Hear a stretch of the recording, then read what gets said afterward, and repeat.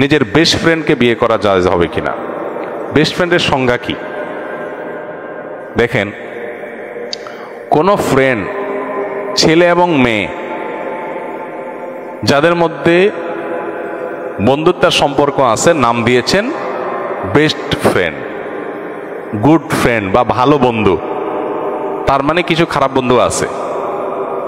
মূলত একজন ছেলে এবং একজন মেয়ে, প্রাপ্তবয়স্ক ছেলে মেয়ের সাথে যদি বন্ধুত্ব হয়, এটা কোনো যৌন আকাঙ্ক্ষা, যৌন চিন্তা ভাবনার ঊর্ধ্বে উঠে কোনো বন্ধুত্ব হলে সাধারণত মনে করা হয় যে এটা বেস্ট ফ্রেন্ড। আসলে বাস্তবে এটা কাগজে কলমে আছে, বাস্তবে এর কোনো অস্তিত্ব নাই।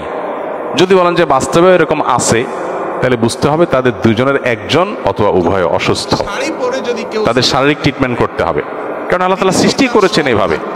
সো এই বেস্ট ফ্রেন্ড বলতে আসলে কোনো কিছু নাই।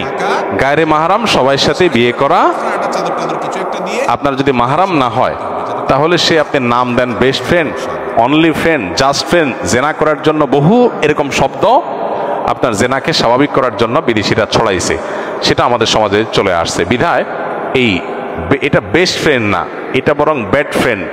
কারণ বিয়ে বহির্ভূত বন্ধুত্ব করেছেন, এটা বিয়ে হয়ে গেলে তখন হবে কি বেস্ট ফ্রেন্ড, ওয়াইফ হয়ে গেলে তখন কি হয়ে যাবে?